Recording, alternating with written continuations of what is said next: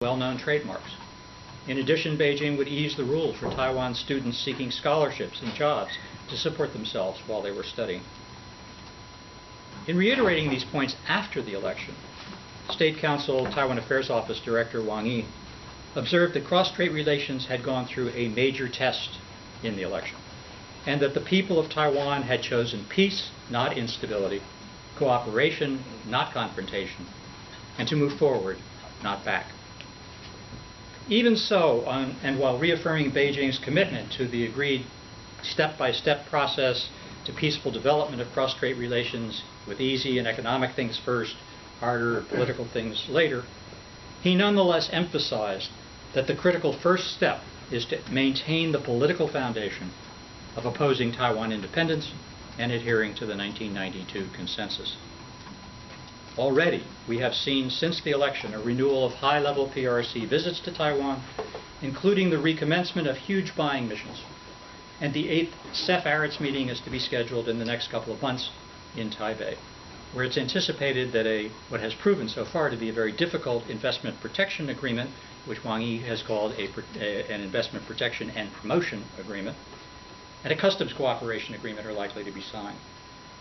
And the Vice President-elect, Wu Rongyi, is likely to go to the annual Boao Forum in Hainan in late March, where he's expected to meet with the Vice Premier and presumed Premier-select, Li Keqiang, the senior PRC official who will be there.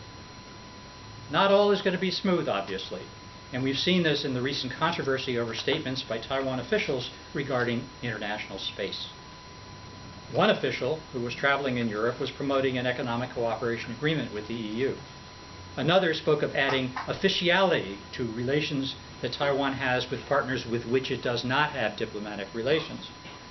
The latter official also spoke of following what he termed the World Health Assembly, or WHA model, seeking participation in international organizations, including UN specialized agencies, quote, in the name of the government. Beijing's reaction was expected and was couched in standard terms, but nonetheless unwelcome in Taiwan. That is, the Foreign Ministry spokesman said the PRC does not oppose unofficial economic, trade, and cultural activities between Taiwan and countries with which Beijing has diplomatic relations, but it objects to conducting any official exchanges or the signing of agreements having an official character. And it cautioned, the Foreign Ministry cautioned its diplomatic partners to adhere to their One China policies.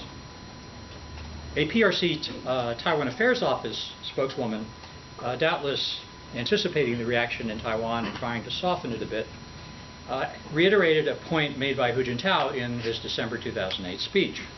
She said, under the precondition that it does not give rise to two Chinas, or one China, one Taiwan, one can come to fair and reasonable arrangements with regard to Taiwan's hope to participate in international organizations and activities. Nonetheless, the reaction in Taipei was predictable, with officials reiterating the ROC's claim to be a sovereign independent state and that it would actively push for participation in international organizations and activities, which the mainland should respond to with pragmatism and goodwill. Included in Taiwan's response was reiteration that such participation with dignity was the common aspiration of the people of Taiwan, a point that harkens back to Ma Ying-jeou's inaugural address in 2008. What he said then was, Taiwan doesn't just want security and prosperity. It wants dignity. Only when Taiwan is no longer being isolated in the international arena can cross-strait relations move forward with confidence. I want to mention, but I'm not going to go into detail about the issue of a peace accord. I'll simply say that on the one hand, Ma has favored such an accord over a very long period of time, going back to the previous presidential election and even into his first year in office. But on the other, it almost tripped up his bid for re-election when he raised it late in the campaign. If you want to discuss it further, I'm happy to do that. Finally, let me say a few words about the U.S. role in all of this as we look ahead. While asserting neutrality in the Taiwan election, a claim hotly disputed by the DPP, Washington was, as I said earlier, clearly relieved by the outcome. While the U.S. generally forgoes picking winners and losers and respects Taiwan's democracy as a fundamental matter of American principle, it has not been reticent about expressing itself when it feels its vital national interests are at stake. That was true in December 2003, immediately before the 2004 elections, when President Bush, with PRC Premier Wen Jiabao sitting at his side in the Oval Office, scolded President Chen Shui-bian. It was true in September 2007, shortly before the 2008 election, when a senior State Department official spoke out against the DPP proposed referendum on joining the United Nations in the name of Taiwan. And it was true this time, when the administration used a background statement to the Financial Times to express concern at the end of Tsai Ing-wen's Washington visit that Tsai lacked the ability and the willingness to maintain cross-strait stability. This obviously angered the DPP, and Tsai refused to meet with AIT Chairman Raymond Burkhart when he visited Taiwan in late January. That said, after the election, not only Ma but also the DPP said that they needed to strengthen relations with the United States, and I'm sure Washington reciprocates that sentiment. Two issues loom in U.S.-Taiwan relations at the moment. I'm sure there will be more as time goes on, as with any relationship. One is sales of U.S. beef to Taiwan, and the other is the future of arms sales. On the former, sale of beef, having earlier effectively dealt with most of the issues relating to a legislated ban on importing major categories of beef from the United States, a new issue arose revolving around the presence of trace elements of a leanness-enhancing agent called ractopamine in American beef, and I might also add, to the extent that it comes into the issue, American pork, a drug for which Taiwan has a zero-tolerance ban. And it's not only inhibited beef imports for some time, but it's also led the U.S. in turn to suspend talks under the Trade and Investment Framework Agreement, which could open up trade more broadly.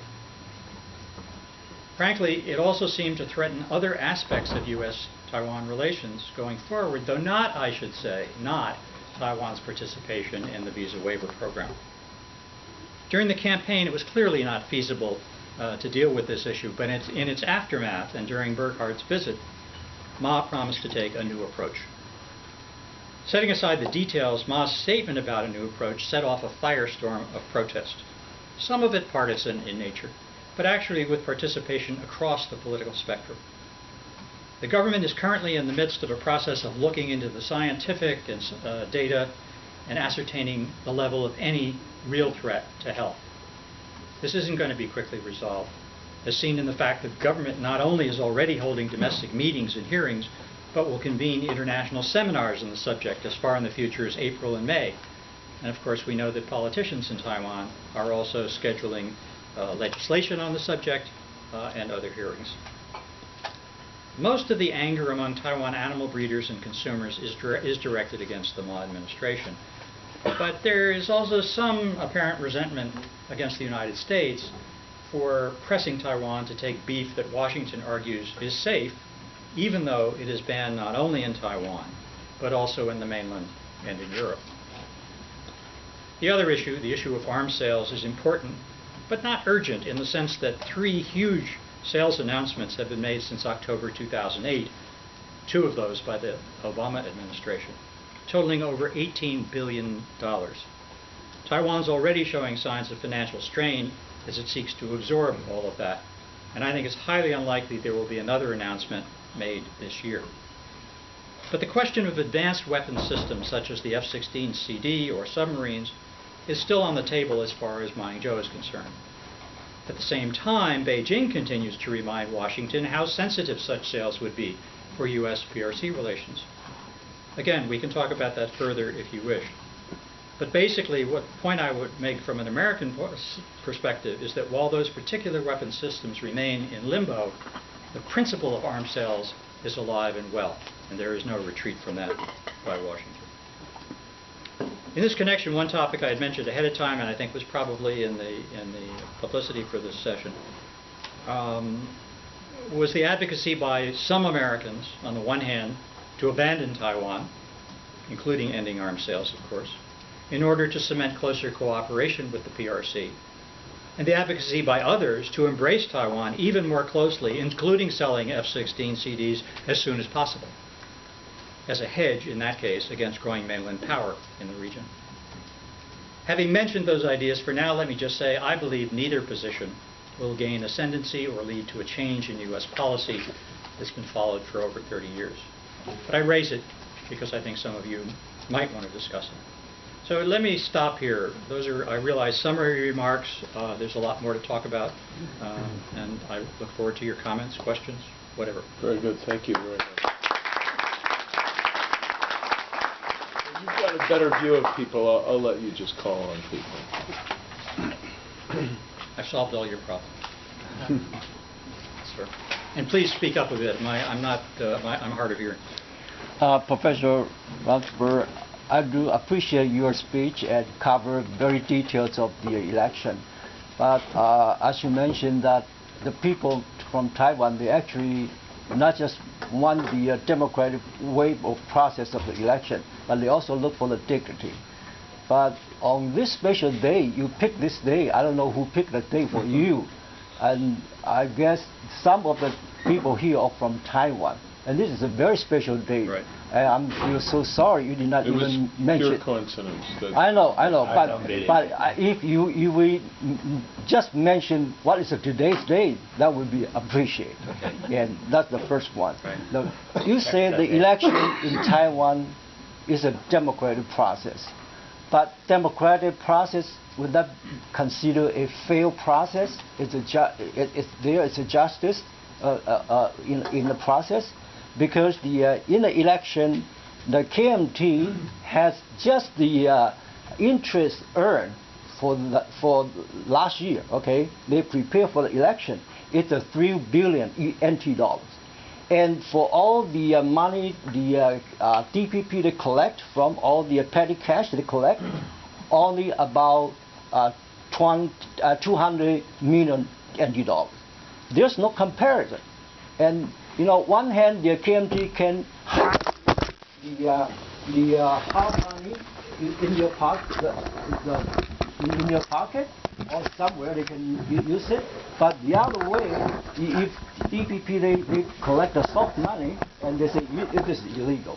So I really like to hear something, you know, fair and justice. Like in the United States, we talk about liberty and justice for all, but it's not in Taiwan.